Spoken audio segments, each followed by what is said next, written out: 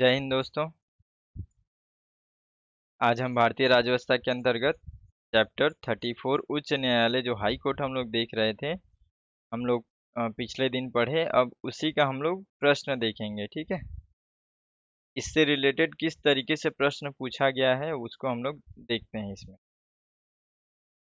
देखिए, सबसे पहला प्रश्न, आप इसको बहुत अच्छे से ध्यान से आप इसको सुनना समझना, और आपको क्या करना है, एनालिसिस करना है किस तरीके से प्रश्न बन रहा है, किस तरीके से तैयारी करना है। और अगर आप अच्छे से पढ़े हो तो आप सभी को सॉल्व करो, जितने भी प्रश्न हैं अगर आप सभी को सॉल्व कर लिए तो बहुत बेहतर है, बहुत अच्छा आप तैयारी कर रहे हैं। ठीक है, चलिए देखते हैं, फटाफट देखते हैं प्रश्न को। निम्नलिखित में से क्या उच्च न्यायालय और उच्चतम न्यायालय दोनों की अधिकारिता के अधीन आता है? ठीक है, ऐसा कौन सा इसमें ऑप्शन है जो कि दोनों के अधिकार क्षेत्र में आता है, उच्च न्यायालय और उच्चतम न्यायालय? ये एसएससी 2015 में पूछा गया प्रश्न है। देखिए, ऑप्शन ए है केंद्र और राज्यों के बीच विवाद। ठीक है, बी है संविधान के उल्लंघन के विरुद्ध संरक्षण, सी है राज्यों के बीच परस्पर विवाद, डी है मूल अधिकारों का संरक्षण। ठीक है, देखिए इसीलिए मैं ज़्यादातर रिलेट करके पढ़ाता हूँ। आप जो सर्वोच्च न्यायालय है और ये हाई कोर्ट, ये दोनों को बहुत सारी चीज़ें ऐसे हैं जिसमें थोड़ा सा आप लॉजिक लगाएंगे, जोड़ करके देंगे तो आपको समझ में आ जाएगा। ठीक है ना, तो ये आप अच्छे से समझ सकते हैं और समझ करके आप इसका आंसर निकालिएगा। ठीक है, देखिए इसमें एक चीज़ आपको मैं बताया था कि जो केंद्र है वो क्या कर सकता है, सभी राज्यों पे अपना अधिकार कर सकता है, यानी कि एक तरीके से क्या उसका प्रभाव सभी राज्यों पे रहेगा। लेकिन अगर किसी राज्य का कोई सरकार है तो केवल राज्य के अंदर ही रहेगा। तो आप इस तरीके से लॉजिक लगा करके भी आप समझ सकते हैं, मैं केवल हिंट दे रहा हूँ। ठीक है, चलिए देखते हैं अगला प्रश्न।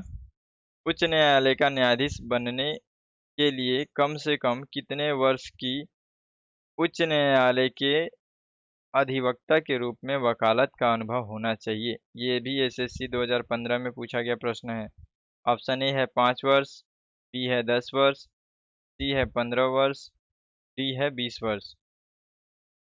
देखिए अगला प्रश्न देखते हैं। संविधान के अनुच्छेद 226 के अंतर्गत उच्च न्यायालय द्वारा दिया गया निर्देश परिवर्तित किया जा सकता है। ये यूपीपीसीएस 2006 में पूछा गया प्रश्न है। ठीक है, देखिए लग रहा होगा कि ऐसा तो हम लोग पढ़े ही नहीं है, लेकिन आप थोड़ा सा फोकस करेंगे तो आपको ये चीज़ समझ में आ जाएगा कि क्या बोला जा रहा है। ठीक है, देखिए ऑप्शन ए है राज्य के विधि मंत्री के द्वारा, बी राज्य के राज्यपाल द्वारा, सी उपरोक्त में से किसी के द्वारा भी नहीं, या फिर डी है राज्य सरकार के द्वारा। ठीक है, यहाँ पे क्या बताया गया है बस आप थोड़ा सा उसी को ध्यान देना, अनुच्छेद 226 के अंतर्गत। ठीक है, यदि उच्च न्यायालय किसी भी प्रकार से किसी भी तरीके से निर्देश दे रहा है तो उसको कौन चेंज कर सकता है? कोई चेंज कर सकता है क्या? बस आपको इतना ही पता होना चाहिए। अगला प्रश्न देखते हैं। एक उच्च न्यायालय का न्यायाधीश अपना त्यागपत्र संबोधित करता है? ठीक है, बीपीएससी 2008 में पूछा गया प्रश्न है। ऑप्शन ए है राष्ट्रपति को, बी है भारत के मुख्य न्यायाधीश को, सी है उसके राज्य के उच्च न्यायालय के मुख्य न्यायाधीश को, डी है राज्य के राज्यपाल को। ठीक है, आगे देखते हैं।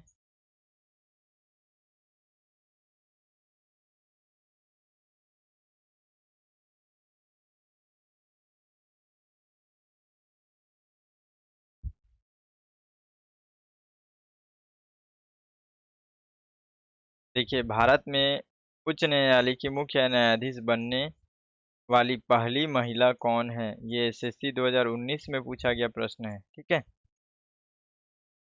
तो देखिए इसका ऑप्शन देखिए, अगर किसी को याद होगा तो आप कमेंट करके बता सकते हैं। ठीक है ना, अगर नहीं याद है तो आप इसको सर्च करना, आप गूगल में सर्च करना, फिर आप कमेंट करके बताना। ठीक है, इसको मैं नहीं बता रहा हूँ। ठीक है, ये मैं नहीं बताया था, ये करंट का ऑप्शन है। क्या है ये, थोड़ा सा आपको आदत लगे कि हाँ करंट भी तरीके से प्रश्न पूछता है, इसलिए मैं इसको ऐड कर दिया हूँ। ठीक है, तो जिनको भी जानकारी है कमेंट करके आप ज़रूर बताना। ऑप्शन ए है रूमा पाल, बी है लीला सेठ, सी है फातिमा बीवी, डी है सैयदा ताहिरा। अगला प्रश्न देखते हैं, उच्च न्यायालय के मुख्य न्यायमूर्ति और अन्य न्यायाधीश कितनी आयु तक पद पर बने रहते हैं? ये एसएससी 2013 में पूछा गया प्रश्न है।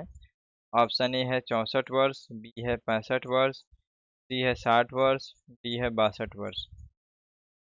अगला प्रश्न देखते हैं, किसी राज्य के उच्च न्यायालय के न्यायाधीशों के वेतन तथा भत्ते निम्नलिखित में से कौन सी निधि पर भारित होते हैं? ये देखिए, आईएएस 2000 में पूछा गया, फिर 2002 में पूछा गया, फिर सीडीएस 2006 में पूछा गया प्रश्न है।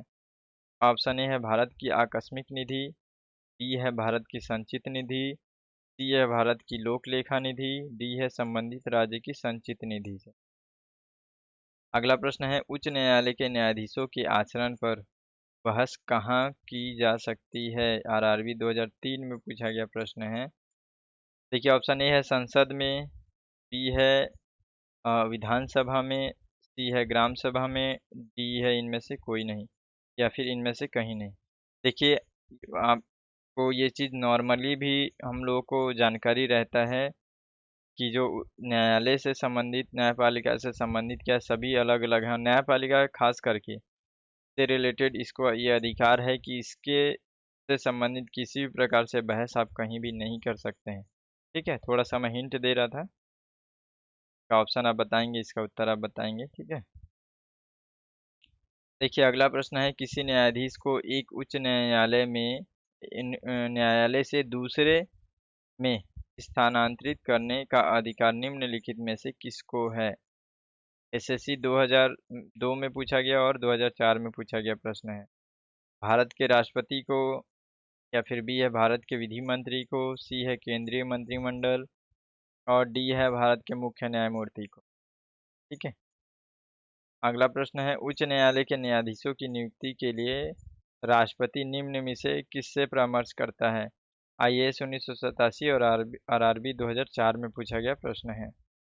देखिए, ऑप्शन ए है सर्वोच्च न्यायालय का मुख्य न्यायाधीश, बी है संबंधित राज्य के उच्च न्यायालय के मुख्य न्यायाधीश, सी है संबंधित राज्य के राज्यपाल, और डी है उपयुक्त सभी। अच्छा प्रश्न है ना? देखिएगा, इसका आंसर देने की कोशिश कीजिएगा। अगला प्रश्न है, उच्च न्यायालय के न्यायाधीशों की नियुक्ति कौन करता है? ये एसएससी 2013 में पूछा गया प्रश्न है।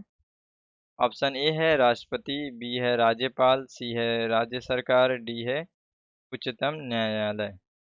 अगला प्रश्न है, दो या अधिक राज्यों या संघीय प्रदेश के लिए एक सामान्य उच्च स्थापना की जा सकती है, यानी कि एक तरीके से उच्च न्यायालय की स्थापना की जा सकती है, ये प्रश्न है। ठीक है, ऑप्शन ए है राष्ट्रपति के द्वारा, बी है संसद के द्वारा कानून बनाकर, और सी है राज्य के राज्यपाल द्वारा, डी है भारत के मुख्य न्यायाधीश के द्वारा। ठीक है, तो ये इस तरीके से प्रश्न था। आप कितने प्रश्न हल किए हैं आप खुद को चेक कर सकते हैं, और किस तरीके से प्रश्न बन रहा है उस पैटर्न को आप जान सकते हैं। ठीक है, तो इस वीडियो में इतना ही, फिर मिलते हैं अगले वीडियो में अगले चैप्टर के साथ। तब तक के लिए जय हिंद।